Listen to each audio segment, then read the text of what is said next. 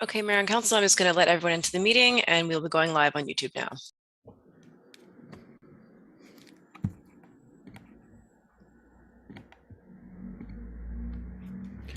Okay, it is 4:30. I'll call the meeting to order and acknowledge that the District of Tofino operates within the territory of the Tla-o-qui-aht First Nation, Tla-o-qui-aht Ahousaht, and a notice to attendees that the meeting is being video recorded and will be published on the District of Tofino's YouTube channel. And approval of meeting location. I recommend that pursuant to Section 15 of the District of Tofino Meeting Procedure Bylaw Number 1229/2016 as amended, the March 8th, 2022 regular meeting be held electronically via Zoom and live broadcasted on the District of Tofino's YouTube channel, and that the facility provided for the public to watch and hear the meeting be located at Municipal Hall, 161 3rd Street in Tofino, BC. And if there's no objection to adopting as recommended, I'll go ahead and do that. See, no objection. Motion is adopted. And if there's no objection to adopting the agenda, as noted, I will go ahead and adopt that. Seeing no objection, agenda is adopted. And the consent agenda, I recommend that item 4.1 of the consent agenda on the regular council meeting held March 8th, 2022 be received and approved. And I'll get a seconder for that one, why not? Seconded by Councillor Chalmers. All in favor? Great. Motion is carried. Public comment on agenda items. Ms. Best, do we have a public commenter? Thank you, Mayor Law. We don't have any registered right now, so if you are a member of the public and you would like to make a public comment on an agenda item, please use the Q&A function at the bottom of your screen. So I will call once right now, so you have a moment to submit something. I will call twice. And calling a third time, we have not received any open questions or comments. Super. Well, moving on to the mayor's report. It is International Women's Day today, and it's great. It's a day to recognize women. I'm not a sociologist, but I think we're most of us are related to women. So it's I wish every day could be Women's Day, but it is International Women's Day for honoring and celebrating women. It's also a day to recognize that the oppression of women and girls is still perhaps the #1 human rights abuse issue globally. And I think that's good to remember, that this is a battle that we all have to partake in and continue. And with that in mind, I think we all can take a moment to recognize the war in Ukraine, the terrible invasion of Ukraine by Russia, and the devastating impacts that is having on that population, and especially and on the world. And it's most acutely today thinking about it on Women's Day, and noting the women and children that are so devastated in that country. And with that, I would actually like to ask Council just for a moment of silence to think about the devastation in Ukraine.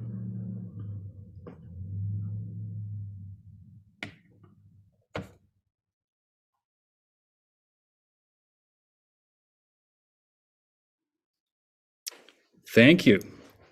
Further to my mayor's report, not much to comment. I have been working with a working group on dispersed camping and what to do about that coming up. There will hopefully be a few months of education, actively going in the back roads and educating people on the issue of dispersed camping.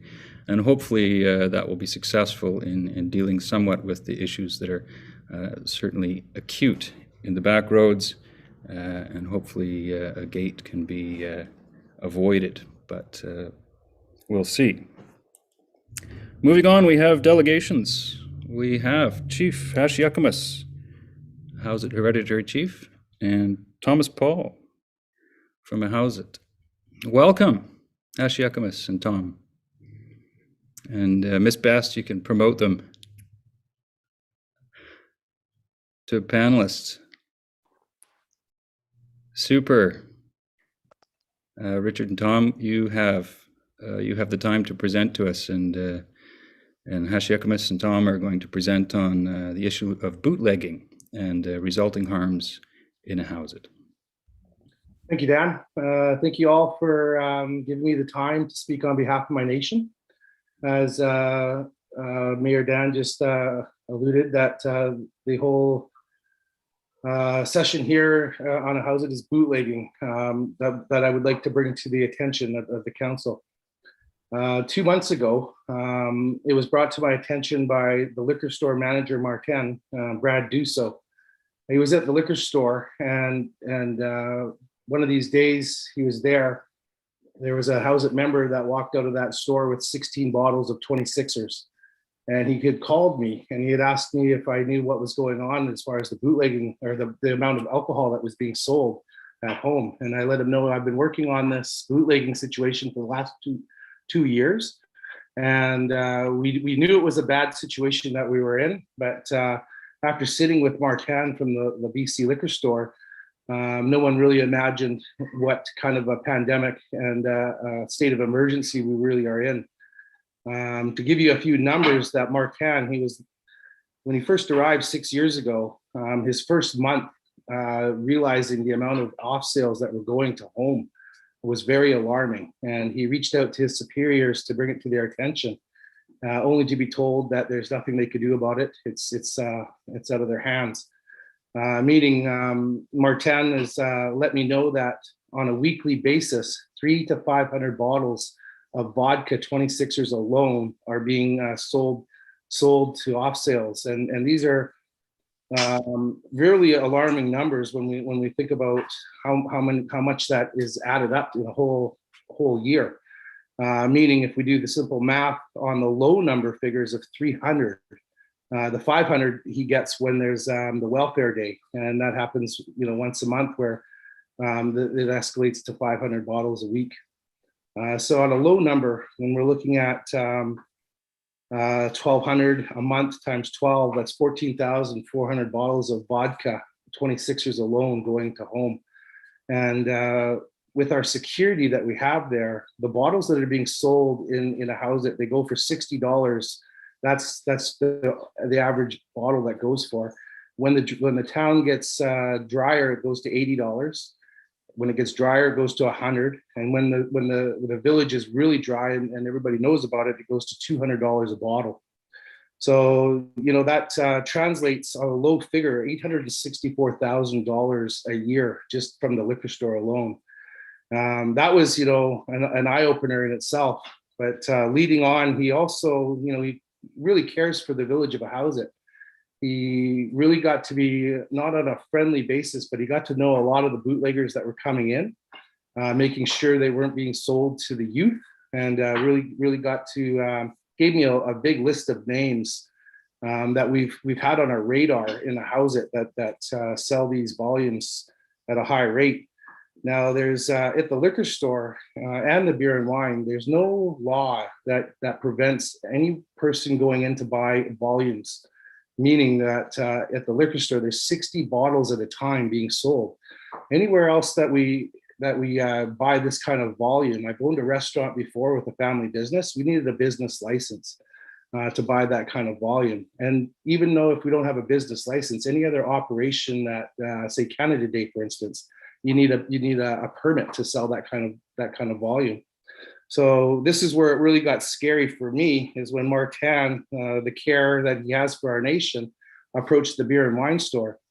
And because money is not an object, when the beer and wine store, when the liquor store gets closed, and these our bootleggers are coming back down a second trip from that 9 to 11, that liquor, our beer and wine, is selling just as much off sales as the liquor store.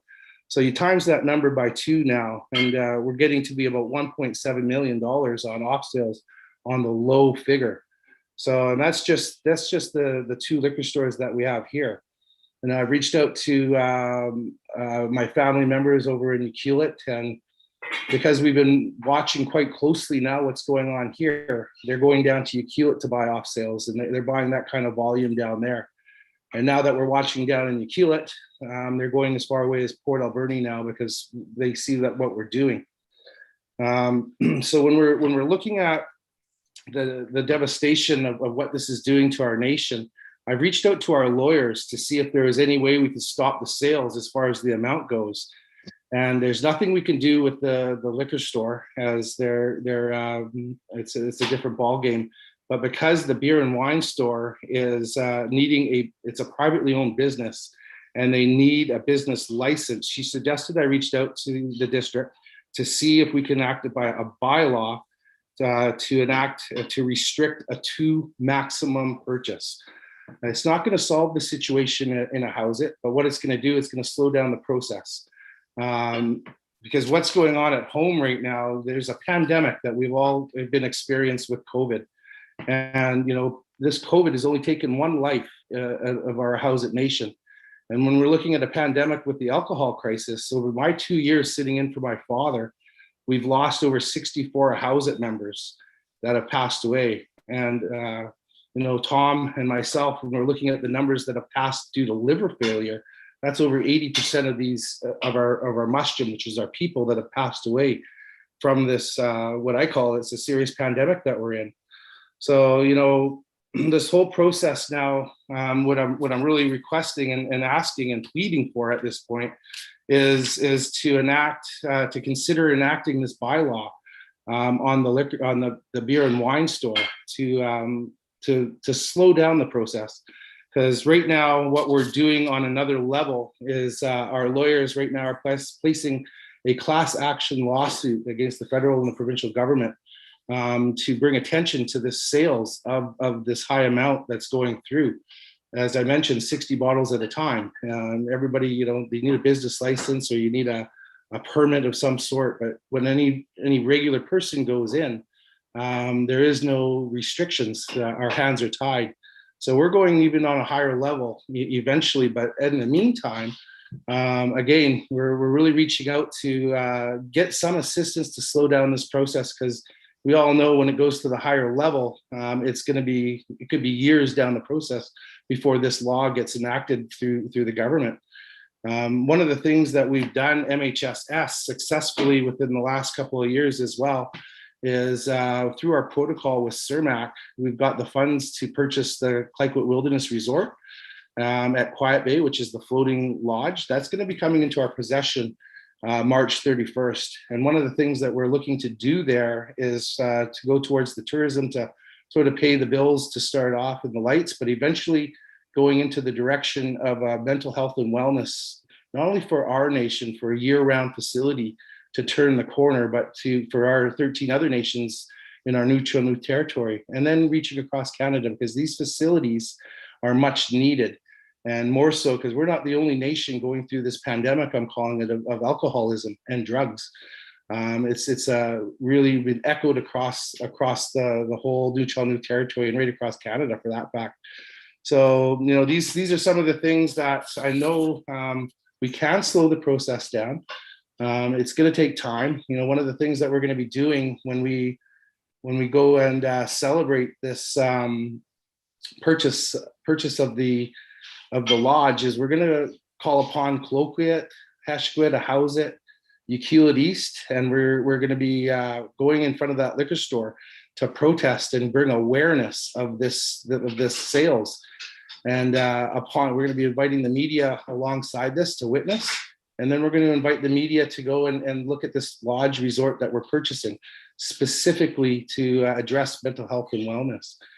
There's another thing that this pandemic I'm calling, and this crisis that we're in, has led to with alcohol. And I'm going to be completely honest with you guys here, and it's really disturbing as it's hit our youth. And meaning, I just sent out 19 of our members to our retreat to Cots Common, and it's all fallout from, it's a rape. They've all been raped, and it's all fallout from this hard alcohol that's hit our nation. So now that we know that there's a real urgency to stop the alcohol, the fallout from this now that it's hit not only our youth, but our my generation, the generation above us. It's affected. A lot of people are coming out and telling their stories. So this urgency and this call out to at least try to address one of the situations, which is the beer and wine, with enacting a bylaw. This is the whole purpose of this conversation today. Again, that's pretty much the gist of my speech, and I really appreciate everyone's time and consideration on this matter. I'm going to hand the floor over to Tom at this point. Thank you very much for listening. Thank you very much, Hasheukumiss. And Tom, just before I get to you, I'm going to, if there's no objection, make a motion to extend the time beyond the 10 minutes to honor Tom with listening to him. Looking to council. Seeing no objection, Tom, you've got the floor. Thank you for having me. Thanks.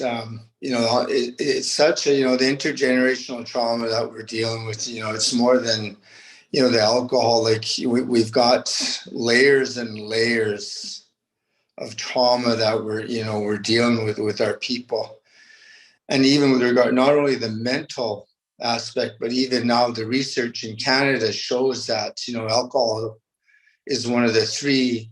It's in the top 3 now with causing cancer. And and working in the helping field for since 2015 to be a frontline worker, I back everything that Richard is saying, and it's really saddening, all the social issues, the things that are happening when our people are under the influence, and we can't tell anyone whether they can drink or not, but we can be a part of the solution by, enacting laws to slow down this process. And we are working on, dealing with the bootleggers. In the past, the chiefs have spent probably each event $100,000. And I was always a critic of this, you send 20 bootleggers to a place off grid and go offer them counseling and support and feed them and bed them. And, I thought, where in Canada can you go to a treatment center for bootlegging? So we've tried this twice now, and it hasn't worked. And the statistics, the numbers are just, they're crazy. And, and then working in the helping field, how are folks be able to come into this office, into this building, when the bootlegger is standing right outside? And we've seen it, and it's been ongoing. And with regards to the deaths, the 65 deaths in the last 2 years, it's more like 90% plus have been alcohol related.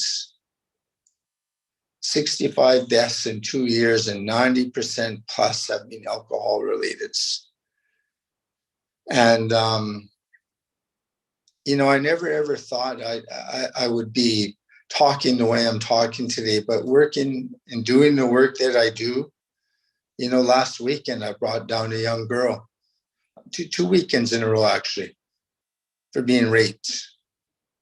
16-year-old girls. And it's really troublesome. It's saddening. It's, the me movements, and to know the numbers that the amount of liquor that's come into Ahousaht is just, I don't know what kind of liquor, if those kind of volumes go into your area of Tofino, but, and it's probably like that in Hot Springs and the other First Nations communities. It's so easy. I drive around on the weekends just to check on folks. And, one guy says to me, because he knows what I do, and, I tell him to be safe, take it easy, look after yourself. And he says, Tom, all my son had to do was get on his phone. We're going to go get 2 bottles. And so I'm really grateful and thankful that you're here listening to us and giving us this time, because I am passionate about, being a part of the solution to do what we can, you know, and the dialogue that Richard has had with yourself and with others in Tofino was really, it felt really good to know that there's people, our neighbors, care, because that's where we need to get to a place of caring, and it's a disease, and our people. It doesn't matter. It doesn't even need to be a weekend. Every day, it's just become normalized seeing people, you know, intoxicated. You know, another thing that's I've brought to our elected leadership was Lionsgates, the company that operates in Tofino. They pay their staff, or the ones that come from Ahousaht anyway. They pay them cash every day.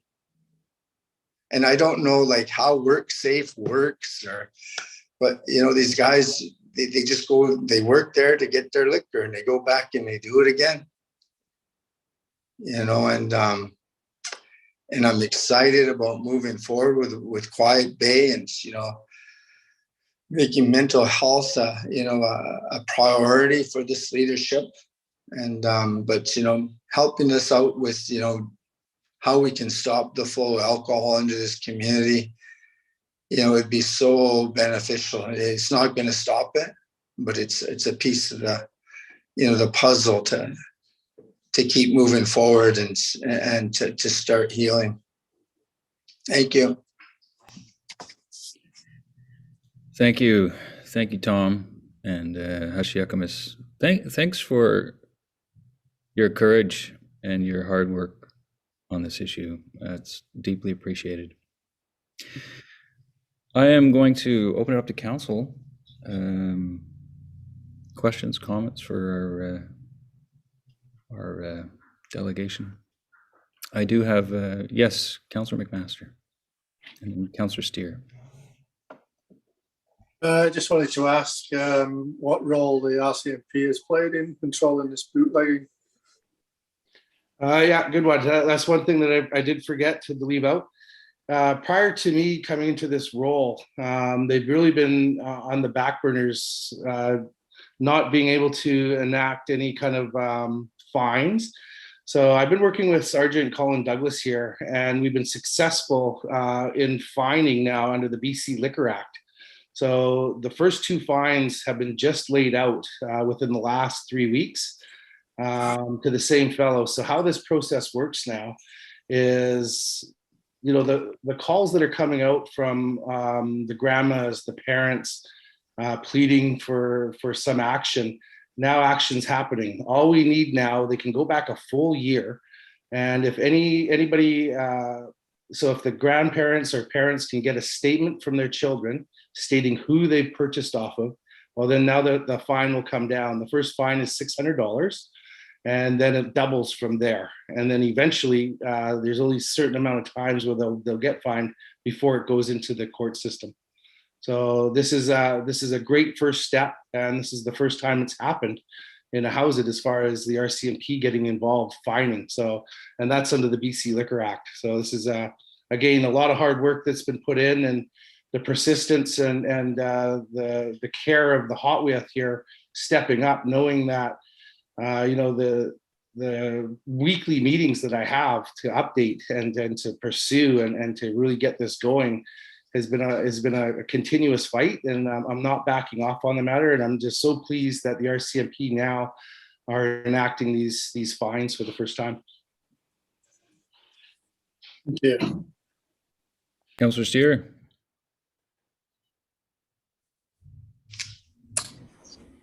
Hi, Richard. Hi, Tom. Thanks so much for the presentation. And we've, you know, this issue, as you pointed out, the District of Tofino has been involved with this issue for some time now, not specifically around bootlegging, around the issues of alcohol and some of the public health and safety issues that surround that. And so starting as early as 2018, we looked into and enacted a municipal alcohol policy. And we've furthered that up with various public health initiatives. And the most recent being is we will be meeting on March 15th with the deputy minister that's in charge of Liquor Control and Cannabis Branch. And we're going to be specifically talking about alcohol policy from a public health and safety perspective, and all of the issues that stem from that. And one of those, as you've articulated here very clearly, it is not, and I'll just say, Richard, I know specific bootleg to there, but we know this is an issue, as you pointed out, not just here, but across Canada and British Columbia specifically. And so we are working hard in that area. And then in terms of what the district can do, the municipality, and you've pointed out under, we don't have much control at the liquor store under that provincial legislation, and we will be having those conversations very soon.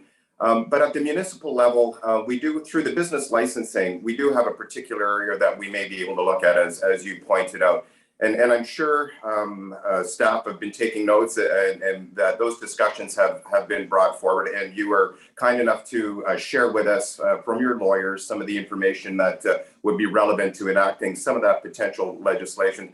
So I know Mayor Law is going to speak a bit more about this, and I think I can speak for myself. You have 100% of my support behind the initiative. And as you pointed out, this is not a solution. This is part of many, many layers that will be necessary to address this issue, bring it to light, and help to incrementally make the changes that will be necessary from most specifically a public health and safety perspective.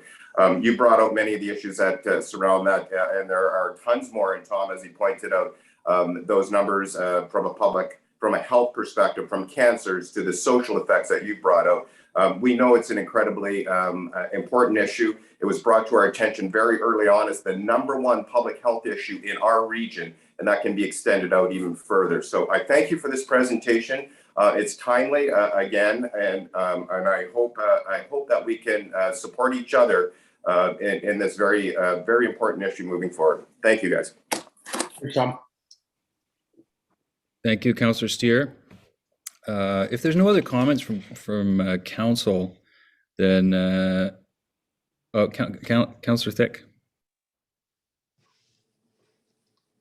Thank you both. I just wanted to say I'm very encouraged by your courage, and as Councillor Steer said, I as much as it is within our power to help you, I can say for myself that I would like to put my support there too. So I just want to say thank you.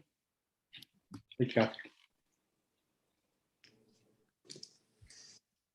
Okay, any other further comments from council before I make a suggestion? Seeing none, I have discussed this with our CAO, of course, with Hasheukumiss, and reviewed some of the legal suggestions. I suggest that we refer, as council, we refer this request to staff for policy and legal review, and for the district to reach out to the province for input on this matter, because it really is, it's going to take a larger initiative. But I would like to see that come back and for council to review that. Is that okay, council? Now, Mr. McPherson, do we need an official motion for that, or will that suffice? A motion would be good, Your Worship. Okay. Then I will move that council refer the request for a bylaw review to limit hard alcohol sales to 2 bottles to staff for policy and legal review, and for the district to reach out to the province for input into this matter. Seconded by Councillor Thick. Any further comments from council? Councillor Chalmers. Yeah, sir. Can I just, for the alcohol bottles to 2, I'm just some clarification on if it's spirit, specifically beer, wine, just to the language. Sorry, that would be hard alcohol. Okay. Thank you. Yeah, sorry if I was. That is your specific request to Hasheukumiss? Okay. Yes, that's correct. Just trying to be, I'm trying to be faithful to the request in front of us. Yeah. No. Thank you for the clarity. Yeah. Okay. Thank you for that, Councillor Chalmers. Any further comments or questions from council? Seeing none, I will call the motion. All in favor? Any opposed? Seeing none opposed, motion is carried. Thank you very much for your delegation and for bringing this very important matter to our attention. Thank you guys again for listening, and have a great rest of your meeting. Chew. Chew. Clayoquot, Clayoquot. Clayoquot to both of you.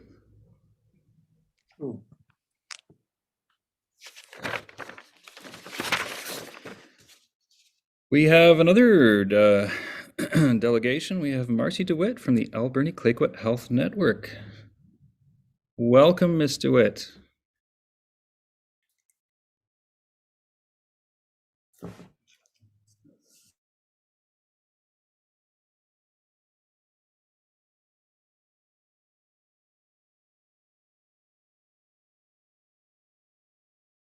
Thank you. That's super. You're on. The floor is yours. Great. Good evening, everyone. It's great to see you. Thank you again for having me here. I'd like to just share my screen. Going to bring up our PowerPoint here. So I'd like to give you a quick presentation on the Building Prosperity in the Alberni Clayoquot. This is the Poverty Reduction Action Plan that we prepared through the Alberni Clayoquot Regional District. So this is the Alberni Clayoquot Health Network. I'm the coordinator, if you did not know that, but we prepared this for the Alberni Clayoquot Regional District. And I wanted to take the moment to give you an introduction to the plan today. It's 63 pages, so I'm going to give you a really high-level summary of the document in the 10 minutes that I have. I have spoken on this a couple times in front of council and regional leadership, but just for a refresher, the Alberni Clayoquot Health Network received a grant through the UBCM in order to prepare this action plan in 2020. We came out of that with this quite comprehensive plan on how we can move forward regionally on building prosperity in our communities. So just a couple high-level pieces. The intentions of this plan are to focus advocacy and future action, and it's primarily intended for leadership. So this is very much intended for our municipal governments, for our leadership tables throughout the Alberni Clayoquot, and to really promote shared action on some of the large barriers that we're facing for individuals and residents in our area to build prosperity and to prosper within our current communities. So a quick little background for you, if you're not familiar with the work that the Alberni Clayoquot and all of our partners in the region have been doing since 2015, we really started getting very intimately involved with poverty reduction and action planning around poverty reduction in the region. So first partnering with the MLA's office in 2015. And since that point, we've been working forward on community engagement, raising the awareness of local leadership around the issues of poverty and lack of prosperity in our communities at leadership tables, and then also just kind of building that will and building that that will for regional action around some of these greater issues that no one community or organization can solve on their own. So that work has really moved into this plan. And with this plan, we've been able to really solidify some things that we suspected, but we didn't necessarily have the data to confirm. That was that there are really 4 key priority populations, those being youth and young families, our single parent families, any individual in our region that's living below a living wage, which will be released shortly here and is quite astounding at how high that is. And any of those populations in our region that are experiencing higher levels of stigma and racism. So we saw some significant challenges for those individuals, and throughout our consultation, which includes work that we did all the way back to 2015, we've been hearing the same thing from those target populations, especially those experiencing stigma and racism around their ability to meet basic needs and receive dignity in the services that they're looking for.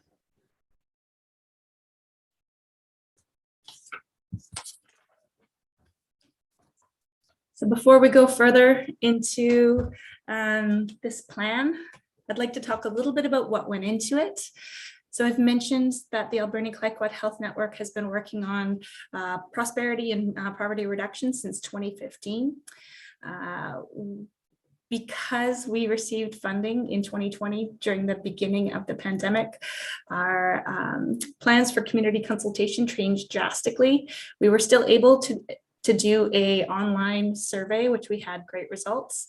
We had over 350 respondents from across the region with really good response rates. So those individuals that responded to the survey were quite representative of the community.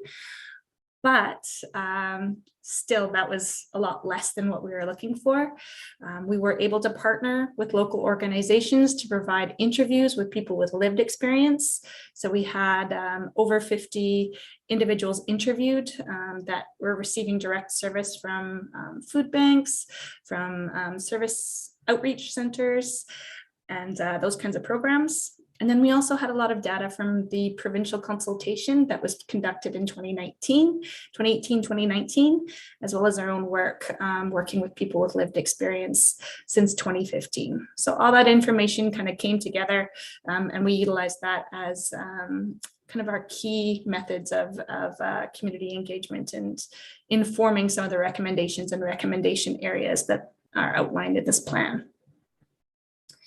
That was brought together and combined with information around best practices, research that has been peer reviewed. So talking about recommendations, any of that information has been peer reviewed, and data that's fed into this comes from our regional health and social data kind of areas. So census, BC stats, local health area profiles.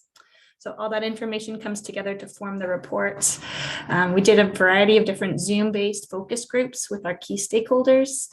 So 2 specific to this topic, and that was with local planners, decision makers, and a variety of other community leadership. And then we also reached out to all of our partner networks and presented this information back as well.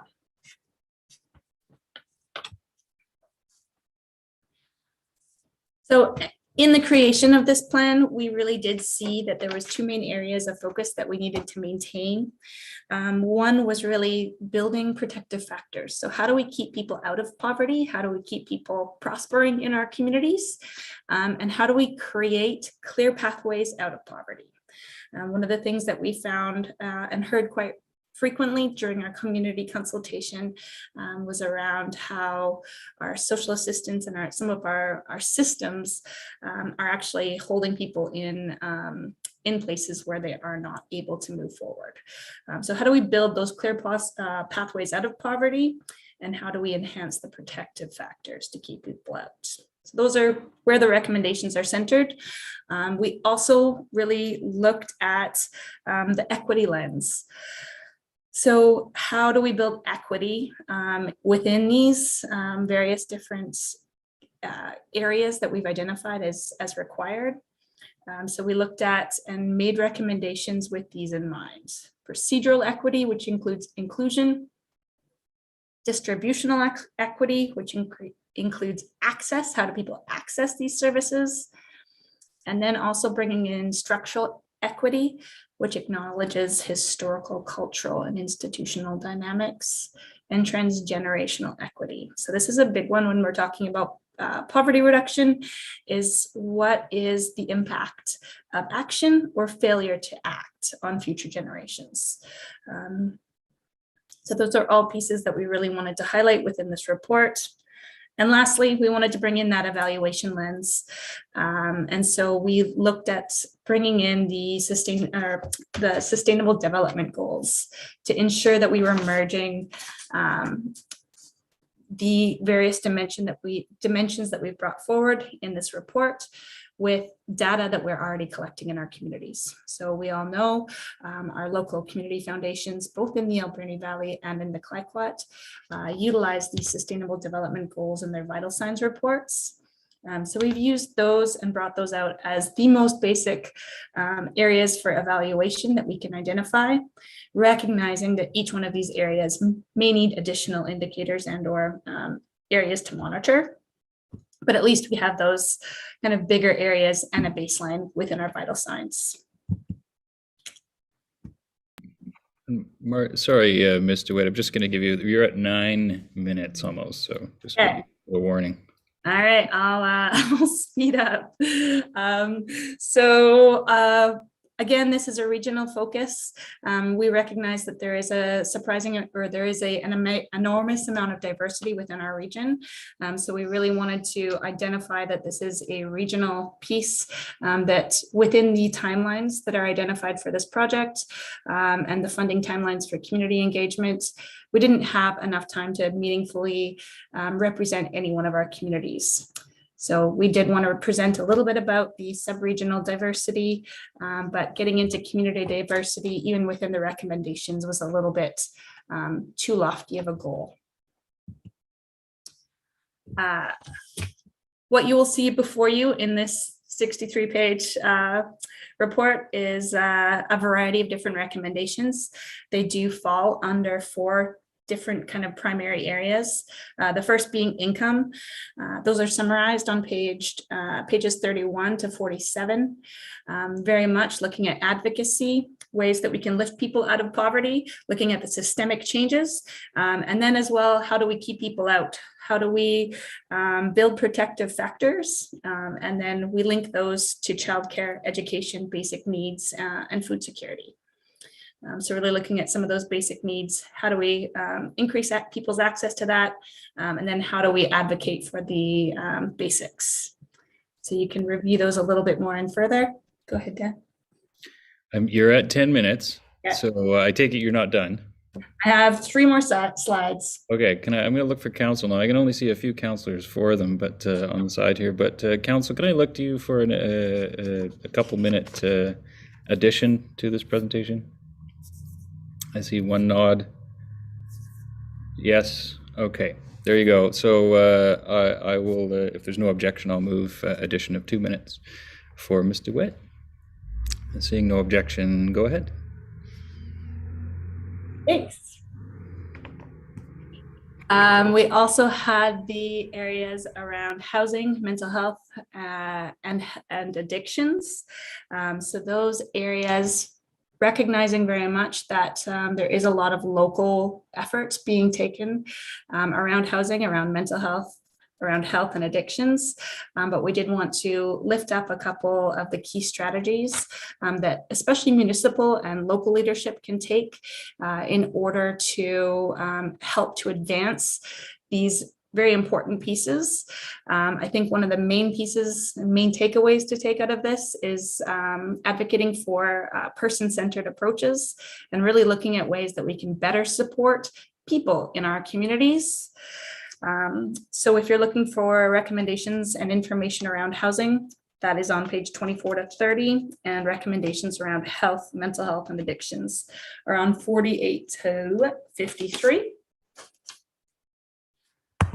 And lastly, we had building equity. So this was one of the biggest components of the community engagement feedback that we heard, was just around how individuals can receive more dignity in services in life, and just in ability to access housing, basic needs, basic necessities to live. So those are mostly summarized within pages 53 to 56, but I can quite honestly say that they touch every single area of the recommendations in this report, and we have built in very specific equity building recommendations to each area. So moving forward, our next steps as a network will be to present this to each municipality and every leadership table in the region that we can get on the agenda for. We'll be continuing this for the spring and really looking at assisting to champion some sort of a table that we can look at some of these equity pieces, looking at education around stigma reduction and ensuring that this table or this information and this initiative doesn't fall off the agenda, ensuring that it doesn't just sit on a shelf. Stop share. Thank you. Thank you, Ms. DeWitt. That was quite the read. It was very, very interesting. It was great. Good work. Lots of work. Council. Comments from council. Questions for Ms. DeWitt. Councillor Steer. Thank you, Marcie. We having already seen the presentation through the ACRD, and I was looking forward to you bringing it to council because and some of the questions that I asked through the ACRD, maybe we can touch on here. But the interesting part of this is the regional approach that I think is necessary. Obviously, many of those issues we cannot tackle as individual municipalities or other layers of local government. So really bringing that forward in the document was very clear. And that there are some responsibility areas that the municipality does have that we can use this documentation, use this data, those recommendations to help drive this agenda forward. As we know, a lot of those decisions are up at a slightly higher level than municipal governance, but this is a great advocacy piece for us to use as a tool to move forward. We touched on it at the last time we spoke was some of the monitoring and evaluations of some of the strategies and recommendations. And how we can know if the strategies that we're implementing are effective. And you did touch on it at the ACRD, and maybe you could just share a bit with council here to say that there is a criteria, there is an evaluation process to ensure that if what we are doing is having some impact. Great. Thank you, Councillor Steer. Yes, so in terms of evaluation mechanisms, we have, as I mentioned, built in those sustainable development goals as a kind of a baseline for evaluation, recognizing that in each community, something like housing, something like health services might have different indicators or different pieces based on, a housing needs assessment in that various community and or subregion. But when we are looking at some of these larger initiatives, if we're looking at a new initiative to look at stigma reduction, we would be identifying very specific indicators and monitoring pieces around that as well. So that was very much a function of the table that we've identified that might be of use to ensure this work doesn't go unnoticed and or gets shelved, was really to look at some of these more specific pieces of work and attaching those indicators to them. Thank you. Further question from Councillor Anderson. Marcie, this is great work. This is a very difficult problem to tackle. It's very complex, and there's a number of different issues in each community. And one of the things I know about Tofino is that we actually have a lower than provincial average income in Tofino, but yet we're juxtaposed against a tourism industry that's thriving and some of the wealth that sort of comes to Tofino because of that, but passes by many of us. So there's kind of a juxtaposition, a contrast, maybe even creating more stigma when we see such wealth coming from all over the world, but yet it's not accessible to many of us. That's sort of an aside statement. My question was more about the work that the Clayoquot Biosphere Trust has done around the income livable livable wage and some of their studies. Was that sort of used in this this work that you've done, or is there a way that it dovetails with the work of the Clayoquot Biosphere Trust?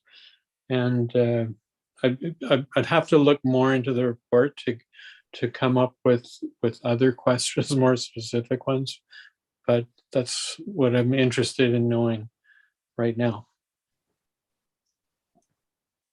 Thank you, Councillor Anderson. So in regards to the living wage was mentioned in the report as a useful tool. It is also one of the recommendations around income is either adopting as a municipality a living wage for employees and providing that model to other employees in the region. But then additionally, all those facets that build towards the living wage calculation. So many of those are broken down within our recommendations.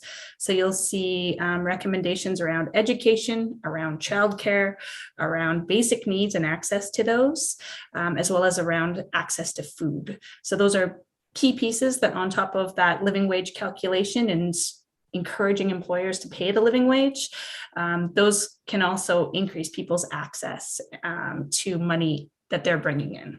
So if childcare isn't costing them, $1,500 a month, they can have that $1,500 a month to increase their own income.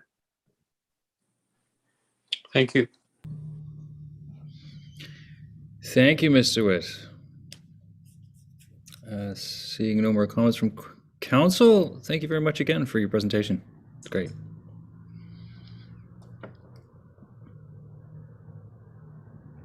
Let's just wait till we... Great. Okay, moving on. We have correspondence. We have Janice Lohr regarding preservation of DL 114. Any comments for council? I do have an update. No comments from council. I believe there was a motion of council to have staff come back with recommendations or a look at possible ways to preserve DL 114 and options, and I believe that is going to come back about mid-May. So I look forward to seeing that report from staff. Presentations and report. Temporary use permit for number 1671 Industrial Way. This is Daylight Cannabis up for their temporary use permit renewal. Mr. Thick. Hello, Mayor Law and Council. Good afternoon, everyone. I'm just going to be sharing my screen quickly here, if I can.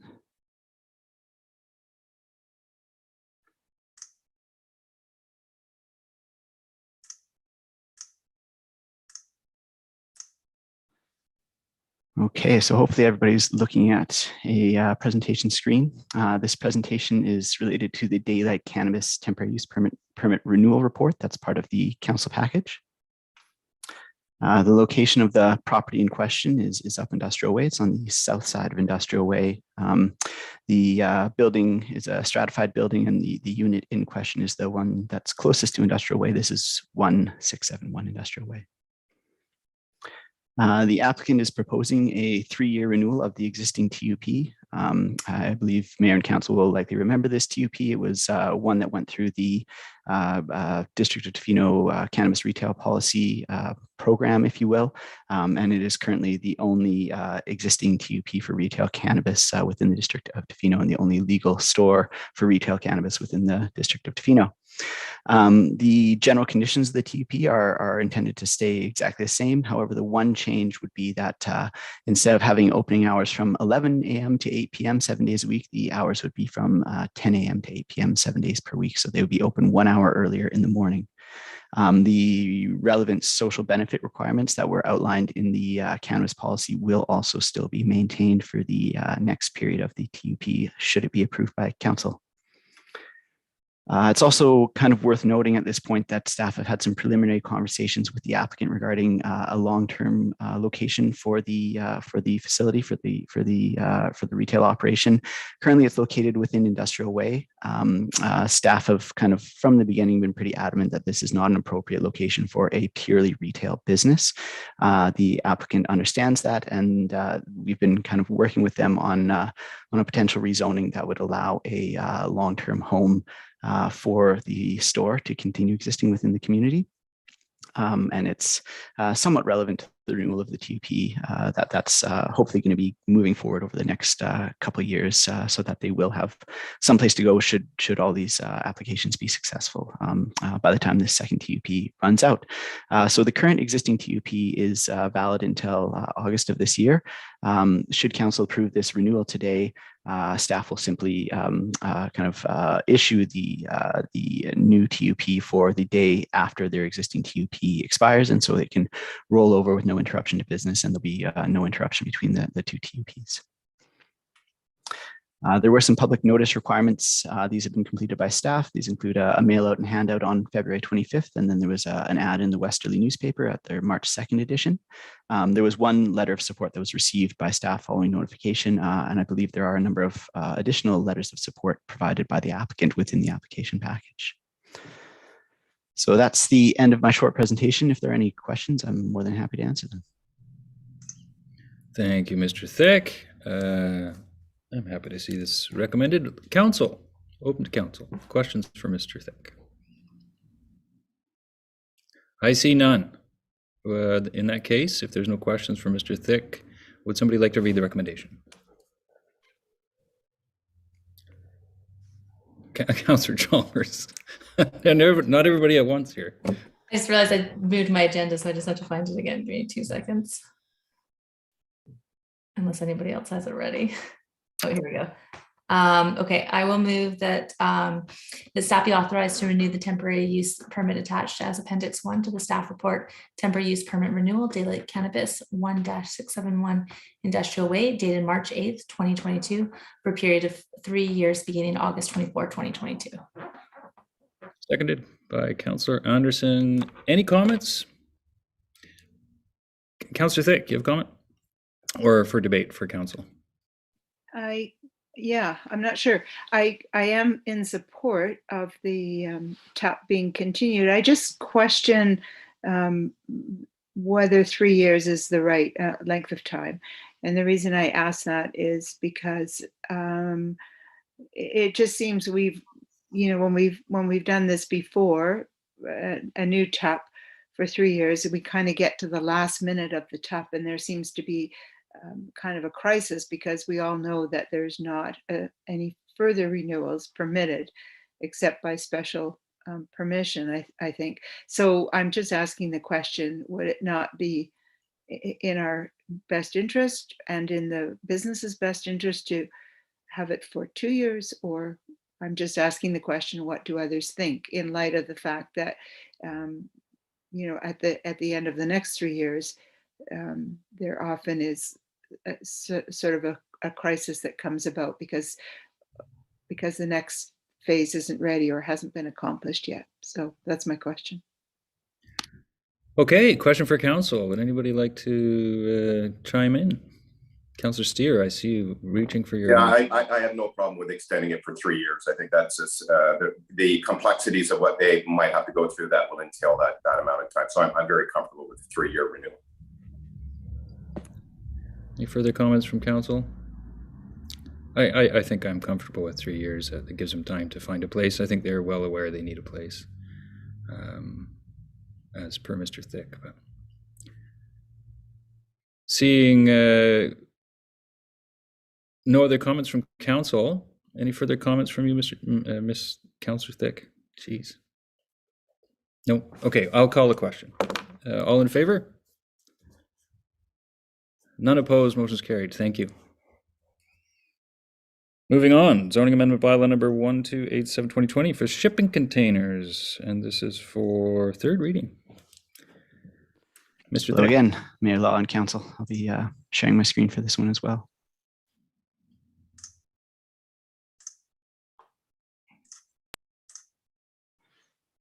So as the title of the presentation indicates, this presentation is related to the zoning amendment report that was part of council's package for shipping containers, and we're considering third reading today. So a bit of background on the report. The second reading of the proposed bylaw was granted earlier this year on January 11th. and the requirement for the public hearing was also waived at that time. It's maybe worth noting that there was a number of appearances of the proposed bylaw before council before it was granted second reading. So I'm sure that Mayor and Council are all fairly well versed with this particular application and bylaw. It is, however, worth noting a couple points about the process that will continue to be in effect should this bylaw continue to move forward. Permitting shipping containers for storage purposes through this bylaw doesn't exempt them from any other processes that we have in place, particularly the building permit process. And so what will happen moving forward is for anybody who would like to place a shipping container within their yard for storage purposes, will have to also submit a building permit application. And we'll go through the process for that. However, the building permit application as applied to these shipping containers is somewhat onerous and complicated. So it's likely that planning staff in collaboration with the building inspector will put forward a bit more of a streamlined application process that pertains strictly to these shipping containers and mostly has to do with citing and ensuring that proper setbacks are respected for the various zones, as well as all the safety measures that are outlined in the bylaw are included. So I think that's a fairly robust process to ensure that the sort of guidelines that we're considering through this bylaw are followed. The public hearing waiver, which was authorized by council, was completed by staff. There were 2 westerly ads placed in the February 23rd and March 2nd, 2022 editions of the westerly. And because this particular zoning amendment affects the entire, basically the entire district of Tofino, there is no requirement for a handout or mail out for these kinds of things. So we just had the westerly ads notifying the public of the public hearing waiver. That's again the end of my presentation. Any questions? I'm happy to answer them. Thank you, Mr. Thick. Any questions from council on this one for third reading? I see none. Then I will move for a recommendation from council. I'll move this one. I'll move that the District of Tofino zoning amendment bylaw 1287 2020 be read a third time. Seconded by Councilor McMaster. Any further comments from council? Seeing none, all in favor? None opposed, motion's carried. Thank you. Moving right along, we have Mr. Thick again, I believe. Zoning amendment bylaw number 1296. That's correct. I'll be sharing my screen for this as well. So this particular presentation relates to the zoning amendment under consideration for the shore, another one that has appeared before council multiple times. So this will be a fairly short presentation.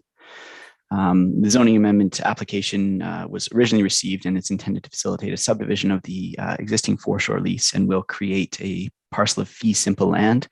The general purpose of this application is to separate 2 assets that the applicant owns. Currently, the foreshore lease is tied to a unit within the shore building, and the applicant would like to separate those 2 assets. And in order to do that, he needs another piece of fee simple land or some other piece of land that's not the lease that can be associated with the lease that's part of the upland property. So we're creating a new parcel of land through subdivision of the lease, and this will be the filled foreshore area of what is currently the lease. There were some changes that were required prior to adoption. So at the last appearance of this application before council, third reading was rescinded. The bylaw was amended at second reading, and then we went through a second notice of public hearing waiver. Having completed all those steps, the bylaw is now eligible for third reading with the change introduced. And this change was reducing the minimum lot size from 620 square meters to 510 square meters. And this was deemed necessary once we actually had a proper survey completed by the applicant, and we realized that the original language within the bylaw needed to be changed at a bit of a late stage in the game, so we had to redo a couple steps. The one other aspect of this application that's been slightly moved forward would be the legal agreements that have been requested by council through the rezoning process. The applicant has provided a legal agreement that's been reviewed by staff and our legal counsel that essentially will maintain the existing public access through the property via statutory right-of-way, and also contains a no-build clause that prevents any additional structures from being built on this new property that will be created through subdivision should the development proceed as is planned. This agreement will be registered on the property title once the title has been created.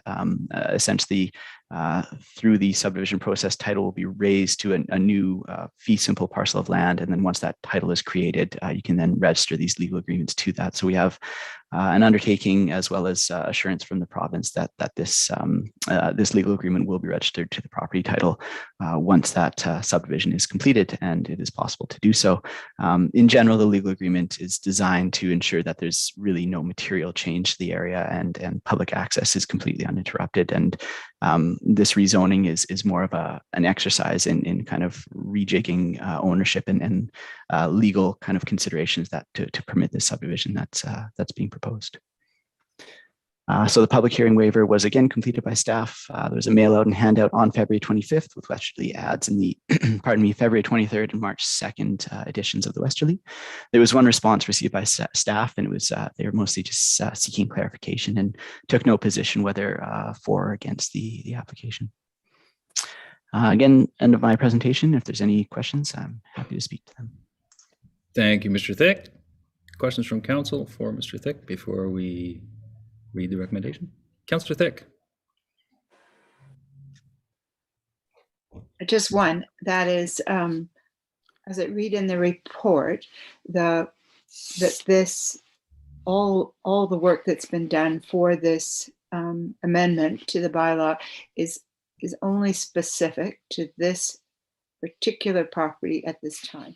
Am I right in understanding that? The zoning amendment is specific to the zone. So the zone, the Shore Comprehensive Development Zone affects both the upland property as well as the foreshore lease. And the foreshore lease is subject to the minimum lot size that permits subdivision. And so the reason we're adjusting the zone is really to allow this subdivision of the lease. There was some initial concern from staff at the early stages of this application that this could result in some strange kind of undesired subdivision of the upland property, as it's within the same zone. However, as the upland property is a strata subdivision, it's a significant building.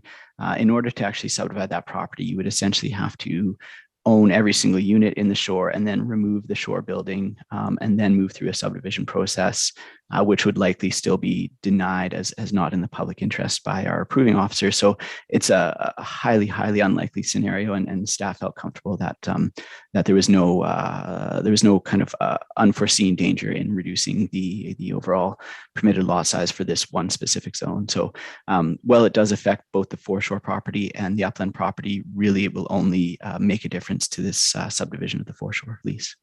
Mm-hmm. Great, thank you. Thank you, Mr. Thick. Seeing no further questions from council, would somebody like to make the recommendation? Councillor McMaster, go ahead. I move that District of Tofino zoning amendment bylaw number 1296/2020 be read a third time. Seconded by Councillor Chalmers. Any further comments from council? Seeing none, all in favor? None opposed, motion's carried. We have 10.4 Community Recreation Facility. Mr. Rogers. Good evening, Mayor and Council.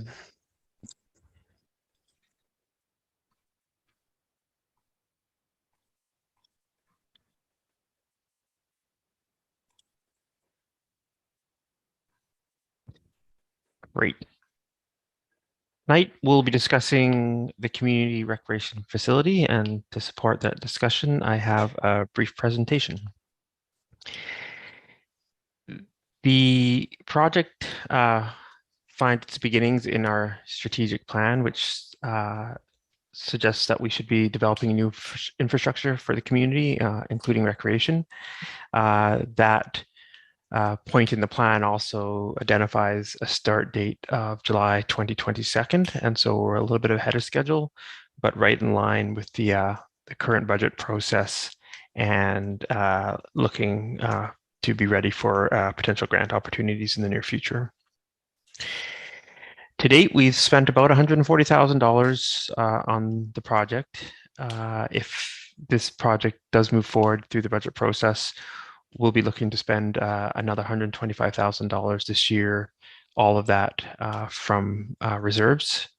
And then obviously, if we're successful in our grant applications or we make decisions around the facility, we will have to build it. And that will obviously have financial impacts that will be better understood following the Class B design cost exercise.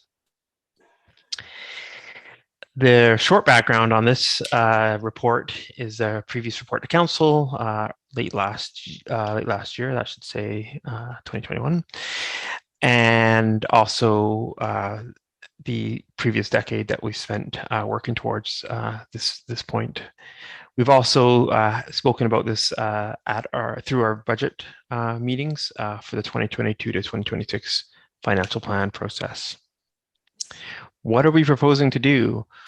Well, we'd like to descope the original design project that council would have seen through the budget presentations, which will reduce the cost in 2022 and allow us to do a minor redesign for energy efficiency. We've updated and consolidated the project sheets. So originally we had a capital project sheet and a design project sheet. Those have now been consolidated into one project sheet and renamed the community recreation facility. The reason that we are looking to do the energy efficiency upgrade is one, to be eligible and to create a strong application for the Green and Inclusive Buildings Grant opportunity, as well as to be a leader in the development of carbon zero buildings and energy efficiency. Currently, we're under contract with Studio 531, who are our architects on the first part of the project, and so we'll be continuing on with 531 if we move forward under that existing contract. We're also proposing to bring on a third-party construction cost estimator, someone who may have experience in Tofino with larger projects, and the role of that party will be to sit with us through this design process to ensure that the design, that the designers take into account what actually happens on a construction project to ensure that we're having an efficient process and we're not looking at a lot of change orders down the road. So what that means in layperson's terms is just making sure that the window that's spec'd out by the architect is actually a window that we can purchase for a reasonable price. The third-party construction cost estimator will also be working with us to put a 2022 price on the project. While all this is happening, we're going to hopefully increase our collaboration with SD70 for short-term recreation needs and work to strengthen that partnership. And then 2024, that would be the projected time to break ground and start the construction of this facility if everything goes according to plan. That's it for my presentation. I'd be happy to take any questions or comments.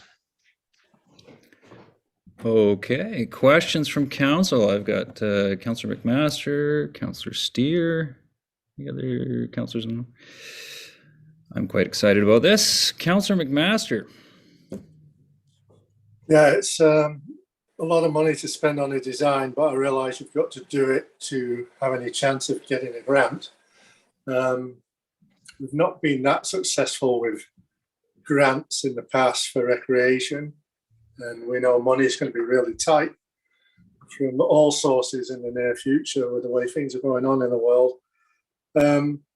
I would hope and I would expect that TFM would probably be utilising this facility, as I presume we call them part of the community. So I'd like to see them involved in discussions at an early stage. So if we're talking to them later, they don't say, well, we were never asked this before.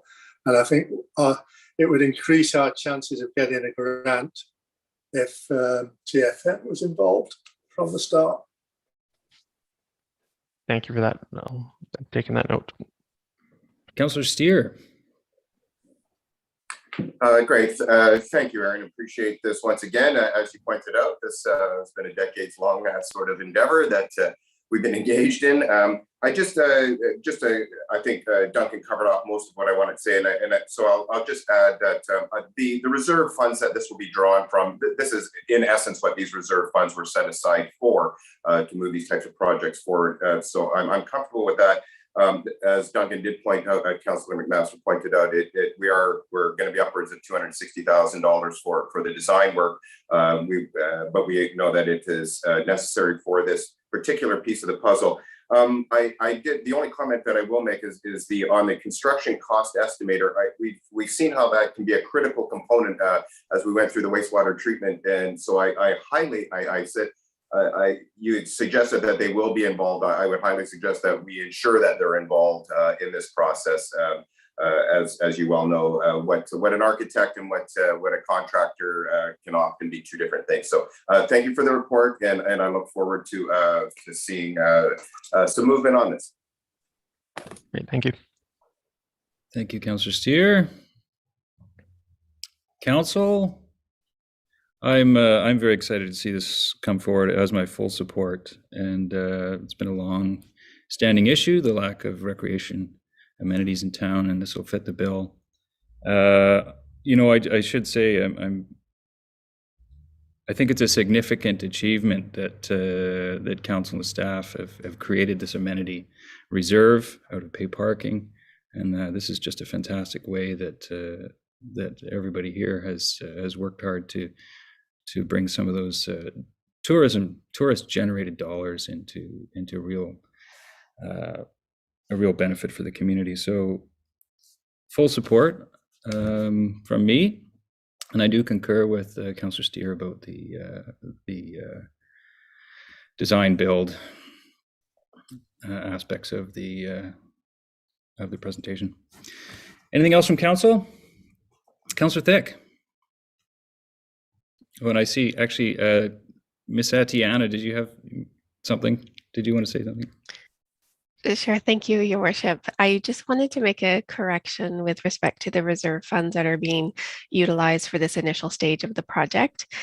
So 20, or a portion, I don't have the amounts in front of me, but the 20,000. 20, thank you, Aaron. 20,000 is coming from the new municipal buildings unrestricted reserve, and the balance will be coming from amenity funds that have been contributed by developers in the past, so previous developments. We are not at this time utilizing any of the pay parking revenues. Correction.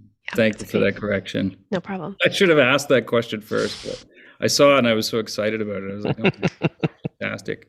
That'll come. That comes later, hopefully. Jumping the gun there, Mr. Mayor. Okay, Councillor Thick. Yeah, thank you, Mr. Rogers. I think I've read this several times, and on the weekend I did a straw poll with two different groups of people. One was between 30 and 40, and another group was between about 50 and 70. And when I asked about this concept, there was some very thoughtful comments and questions, but there was a very well-received endorsement. So I just wanted you to know that not only do I endorse this project and the going forward of it, but I just, in the straw poll of 10 people of various ages, I was also, it warmed my heart to know that there was community, there was a community sentiment to go forward. Two things I wanted to say was, I understand why we have to go to the Class B. I'm reluctant, I suppose, to give another 125,000 because that's a lot of money when we already have something that looks to me, my untrained eye, that it's a very detailed drawing and very detailed amenities that are prescribed through that. So I'm a little bit surprised, although I do understand that for the GCIB grant application, we need that. I've also heard it say that it's going to be a very competitive grant to go for. And so I guess, yeah, for the rest of council, going to be really in the throes of that. When, I don't know, do we know when the second stage might be rolled out? From the website, I couldn't see. I had a call into our MP to see if they could get us information, and then I had a call back from I think it's Public Works and Infrastructure Canada, and they weren't ready to release it yet either. So I'm continuing to reach out to try to find out, but I haven't heard anything myself yet either. Mm-hmm. And I couldn't, it got a bit garbled when Councillor McMaster was talking, so I didn't hear what he said, but I did have a conversation with somebody in leadership in TFN, and they asked specifically if a letter of request could come forward to them to endorse the project. So I didn't know if that's what Councillor McMaster said, but I thought it wasn't something I asked for, it came forward. So I think that's really a good thing to go forward, especially when I read the criteria for the grant. It also needs consultation with First Nations. So I think that this would be very appropriate to write to the leadership and ask for their endorsement and perhaps some support from them as well.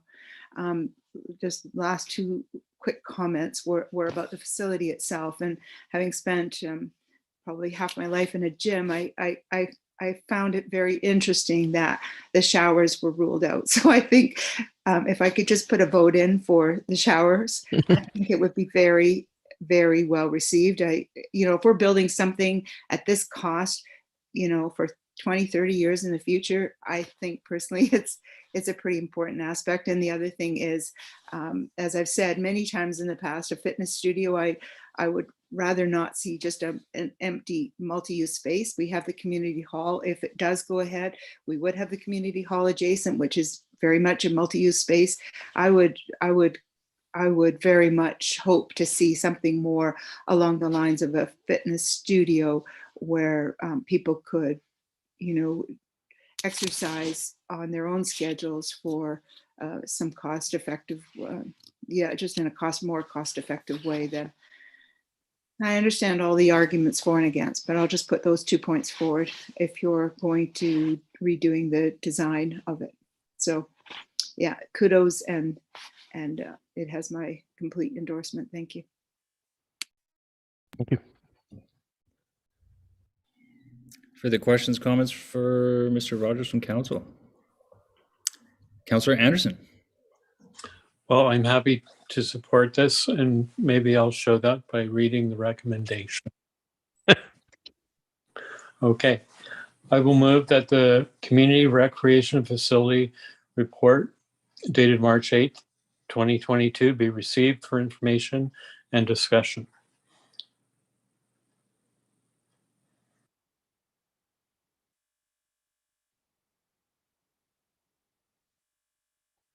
There's two recommendations. That's the first one. Sorry, I had my mute on. Seconded by Councillor Steer. And I don't think there's any further comments. If there are none, all in favor? None opposed, motion is carried. And I'll carry on then. Yes, go ahead. I'll also move then that staff be authorized to proceed with a Class B detailed design and construction cost estimate for a community recreation facility in the amount of $125,000 to be funded $20,000 from the new municipal buildings unrestricted reserve and $105,000 from the amenity fund reserve, as shown in the project sheet attached as Appendix 1 to the staff report. Community recreation facility dated March 8th, 2022, and that the 2022 proposed expenditures receive early budget approval. Seconded by Councillor Thick. Any further comments from Council? Seeing none, all in favor? None opposed, motion is carried. Thank you very much, Mr. Rogers. Moving right along, business initiated by Council members. I believe we have any committee and external appointment of verbal reports. I believe we have one from Councillor McMaster and Councillor Steer. Yeah, I'll just be brief. You may have read in the press that the library, one of the library unions has issued a strike notice. I don't go into too many details. I don't think this will affect Tofino too much because we don't have any union employees, but there could be pickets at libraries in Nanaimo and other places beginning on Wednesday. That's all. Thank you, Councillor McMaster. Over to you, Councillor Steer. Thank you, Mayor Law. Mine won't be brief, unfortunately. It is an ACRD update. There was a West Coast committee and we are in budget meetings. So there were some many items that were very particular to the West Coast. So I'll start with some of the big ones, whereas the West Coast landfill and compost facility, which the design is moving forward, and it's relevant to us because the compost facility end of it will be directly tied to, from a capacity standpoint, to our wastewater treatment plant. So the ACRD are well aware of that, and conversations with district staff there. Everyone is online, but it was a significant cost escalation on that. About 4.15 million, about 3 million above, and that once again is those project cost escalations that we know from the wastewater treatment plant have moved forward. So that was a little shocking, but nonetheless, it is moving forward.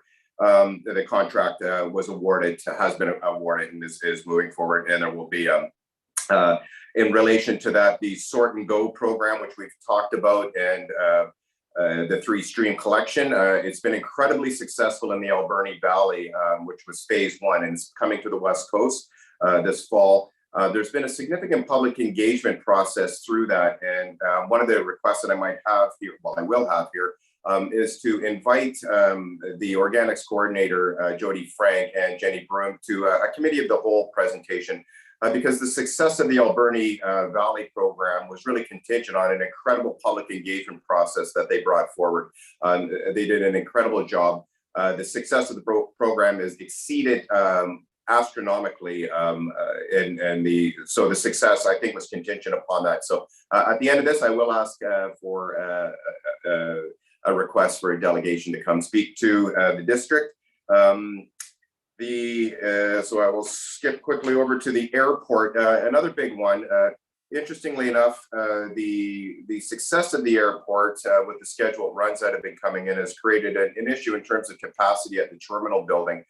So there was a grant that was successful around for an airport terminal development plan. Which the capacity, like just as a number in 2019, which pre-pandemic, the numbers coming out of there were 16,500 passengers were coming through that facility, far exceeding the original capacity design for that.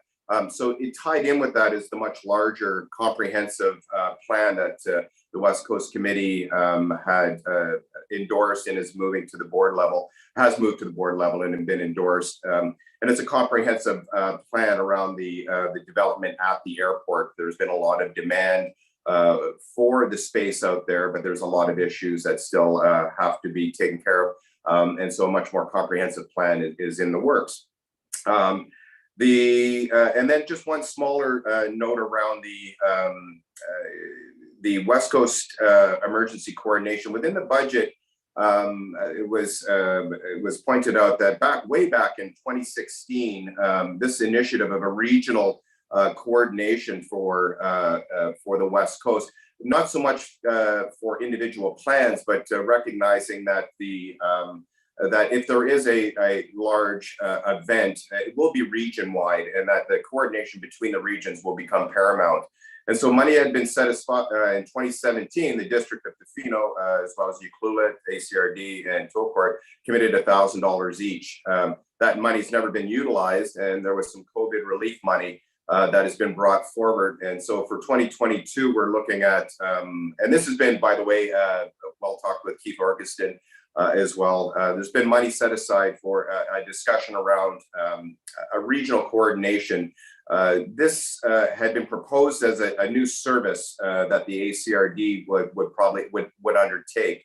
I don't think that route will probably go that way, but certainly that regional discussion around emergency planning and coordination, and Keith Orkiston is very supportive of that as well. And that'll be coming forward in 2022 here. And I think the last one is on transit. I did update council on the fact that transit will be delayed until 2023, January, hopefully January. And that's mostly due to the supply chain issues around the 5 buses that will be utilized for the service. However, in the meantime, we're still moving forward. There are some key steps that still need to be completed. The operations and maintenance facility, as well as the bus stop location selection and construction of those bus stops. So that RFP process, which is going to be through BC Transit, is well underway, and we should be seeing that work completed before the buses arrive. So that is it for your ACRD update. Thank you, Councillor Steer. Any questions for Councillor Steer on that one? That extensive update?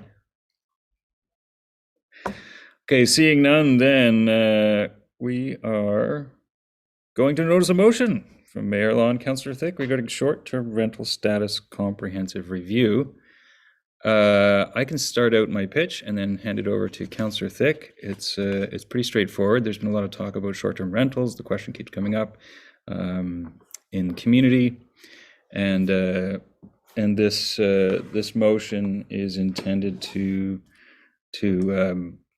get staff to bring forth comprehensive data. I think if there's going to be any assessment and any possibility or discussion of policy shift or bylaws, then I would like to see a very comprehensive data set. Just to give you an idea, what I would like to see from staff through this is the actual number of vacation rentals, the number of rooms in vacation rentals as compared to the overall residential units. Also, how many of those how many of those short-term rentals are owner-operated, or how many of those units are in a building that gets the homeowner grant would be a great bit of data. So I'd like to see a lot of data so that council is very informed and for a discussion and any look at any future policy changes. That's what I would like to see from this. Councillor Thick. Yeah, thank you. Just to add to council that I think it's time that we had a more comprehensive review. We haven't had one for quite a while. And as mentioned in the recent housing needs assessment, I think there's been multiple places in there where we talk about the impact of short-term rentals on housing supply and therefore affordability. We've also got, there is language in the OCP, and as I mentioned in the notice of motion, it is very much top of mind in the 2021 to 2023 strategic plan for council. And I think it was just mentioned by Marcie, DeWitt as well, that the equity is used to be, it's becoming, the lack of equity, I suppose, in housing is becoming more apparent, and the disparity is going greater.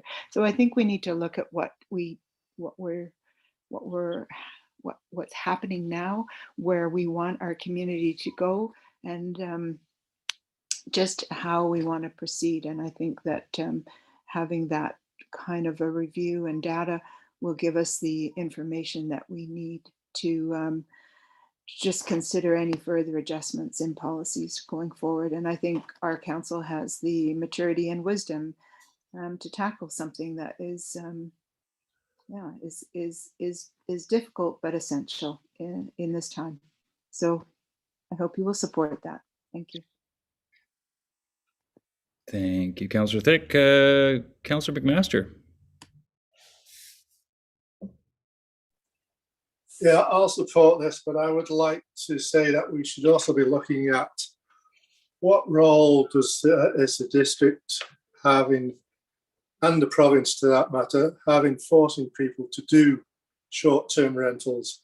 Our taxes keep on going up and up and up, and we know we're faced with a drastic increase soon with a liquid waste management plan. We know from the provincial standpoint, with the Landlord Tenancy Act, that they control how much for an ordinary rental, how much that the rent can go up, just to 3% a year. I think elements of government are forcing people to consider short-term rentals that wouldn't normally, and they'll probably do a long-term rental, but where they're being forced into that situation just to pay the bills. So I don't think we can just say it's just greed on other people's part.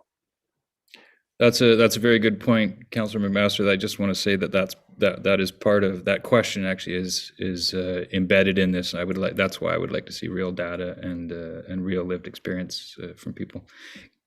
Councillor Anderson. Yeah, I'll also be supporting this. Just one comment I have is that I think going back to the time when council looked at allowing short-term rentals in all the residential zones, that allowed for short-term rentals in a secondary suite or any property that had two contain units. One of the I guess sort of goals in that was to create long-term housing along with every short-term rental that went in those places. So I'm hoping that as we take this closer look on it at short-term rentals, that we'll get some idea of how much of that goal was achieved over time. And that's my comment. That's a great comment, Councillor Anderson, and I had actually meant to mention that I would like to see a breakdown of bedrooms. So within each long-term and short-term rental unit, what is the breakdown of bedrooms so that we get a better idea of how many people are in each overall. So that I hope to see that kind of data come forward. Any other questions, comments from council? Seeing none, would somebody, I guess, Councillor Thick, would you like to read the motion?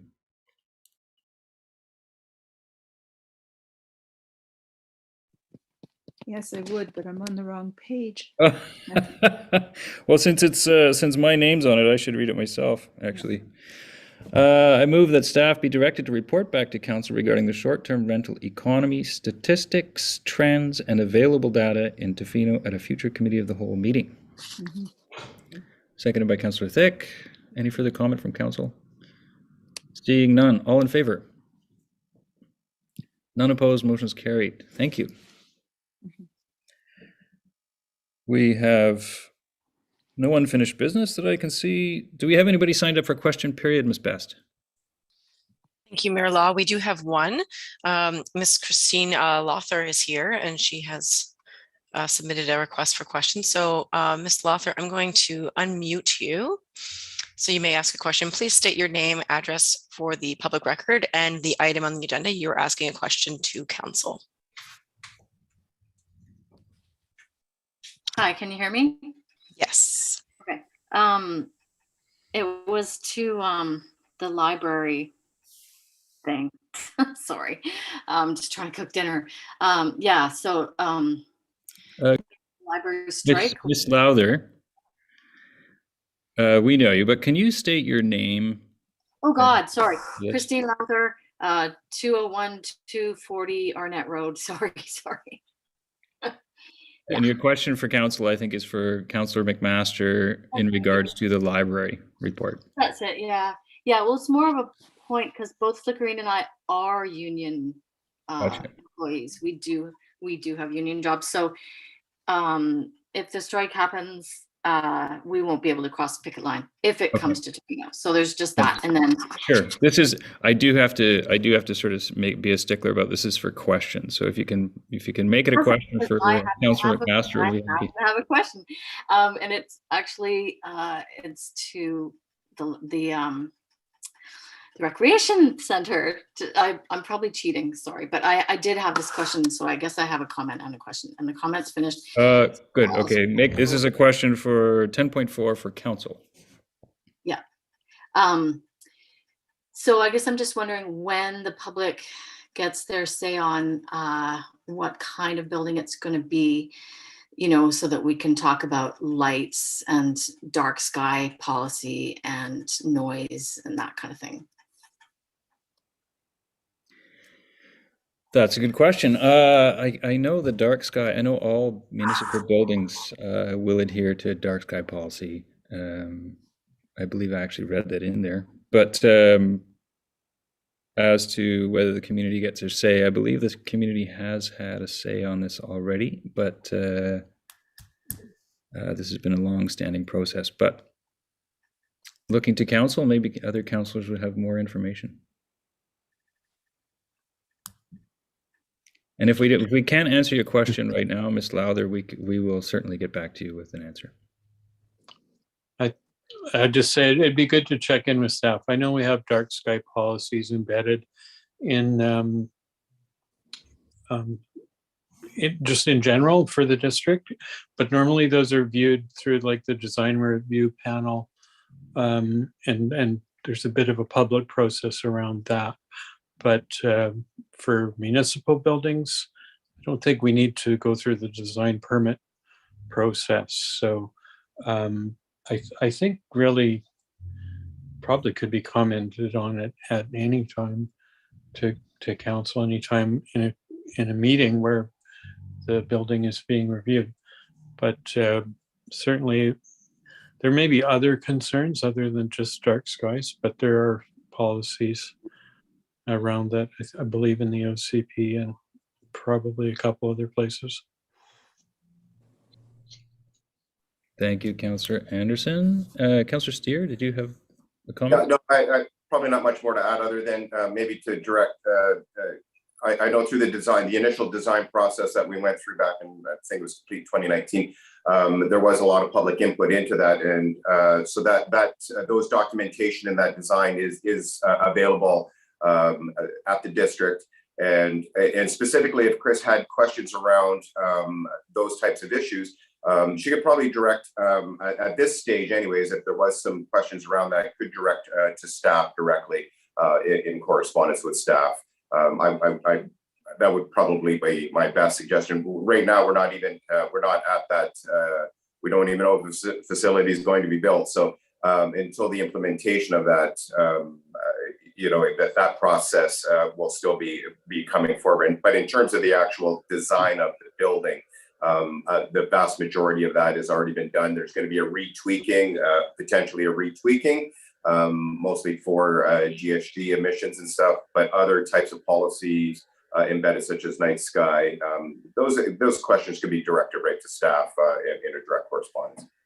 Can you guys still hear me? I did ask staff. I was asking Aaron, and he said that, well, we don't even know if it's going to be built yet. So that's why I thought I'd ask you guys. This was a while ago. So. Sure. I'll keep bugging him. Thank you, Ms. Lowther, for the questions, your participation. Always appreciated. There are no other people signed up for the question period. We can move on. Thank you, Mayor Law. There are no other requesters. Okay, then why don't we do this? I'll move into closed session and then we'll call maybe a short recess. Is that okay for everybody? Okay, so I'll recommend that the meeting be closed to the public pursuant to sections 90,